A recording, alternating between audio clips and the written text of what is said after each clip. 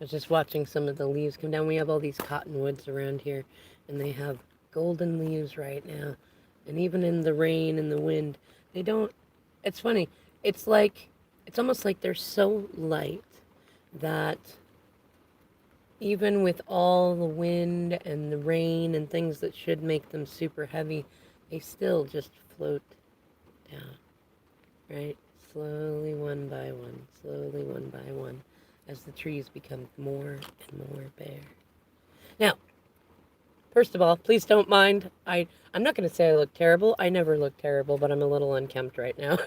I've got a bit of a wild beast running through me, right? No, I'm just kidding. I'm just allowing myself to relax. I genuinely don't care right in this moment. Even in my messiness, I am completely adorable. Hello, Claire. Why, what? So what I wanted to come on and talk about, I just listened to Divine Maverick's morning reading, and I love it because she says my youngest son Joey's name in her "Hello Joe, Hello Joey" thing, and I love it because it's such a sync. I've been telling him about it, and he's like, "What? Your friend Raider that says my name?" And I said, "Uh huh." Spirit making sure that I get to hear about you and your dad and stuff.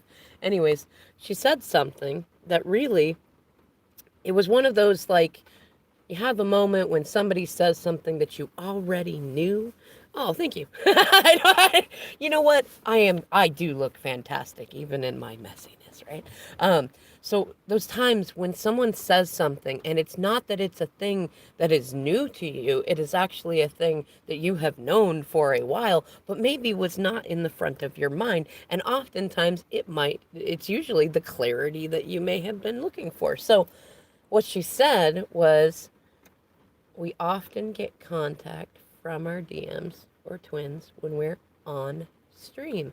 And what that clicked into my head was, a lot of the stuff that I've learned from Abraham Hicks, which is downstream thoughts and upstream thoughts. And the way that Abraham puts it is like, in order to get into the flow of things, which would be divine timing, you want downstream thoughts. Because if you think about a stream or a river or a creek, it flows downstream. And anything that's trying to go upstream has, some difficulties. I mean, obviously things can do it. Humans, salmon, bears, like, you can go upstream. It's just a lot more challenging to go upstream, right? So then I was thinking about the whole, like, if you take a literal sense of the word on stream, so the word on, so instead of upstream or downstream or even in stream, it's on stream. And actually what I wanted to do is come on and do this video and say, I want you to play with that, because it is true. I mean, there have been plenty of times I'll be listening to Fiery Grace or Lotus Goddess or Divine Maverick or Taylor Ray, and like, or Twintuitive 717. I don't have a whole lot of people I listen to anymore, but I do have some. And it is still like, even when like no contact moments happen, there will be either direct communication from my twin or communication from like, say, some twins that I'm working with that I have not heard from for a while, or there will be like some really big obvious synchronicities that even like, it's like hashtag you can't make that shit up kind of thing, and like some kind of really important contact. And think about it, like, if you're on stream, what does that mean? And relate it to the upstream and downstream. So if we're going with downstream flowing thoughts, we're in the path of most ease. If we're going with upstream thoughts, which is stuff like, they're not going to pick me, they're blah, blah, blah, I'm not chosen, they're still with blah, blah, blah. That's upstream thoughts. It's challenging, it's difficult. You could still get there, it's just going to take you longer. It's going to be a more arduous journey. Whereas downstream thoughts, you get your water with your little swirly straw, and you get in your inner tube, and you just like float down the river, like, you just do it. You just enjoy the scenery. Like, who knows how far you're going to float down the river before you get to where you want to go, but enjoy the journey along the way, right?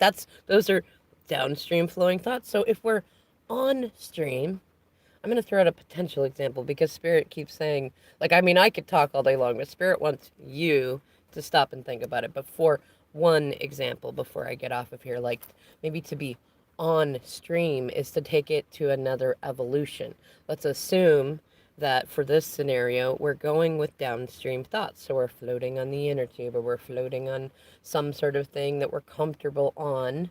So we are on the stream. And when we are listening to readers who have been doing their shadow work and who are in at least a light place within themselves, they've done their shadow work, so they're very light. They're typically not readers who are doing a whole ton of investment in karmics or third parties and like they talk about him, yes, but like you know what I mean, the difference between somebody who's like all about karmic readings, which is fine, I'm not judging, it's just for me energetically the channel that I'm on, I tend to, that for me those are upstream thoughts, I want downstream thoughts, right?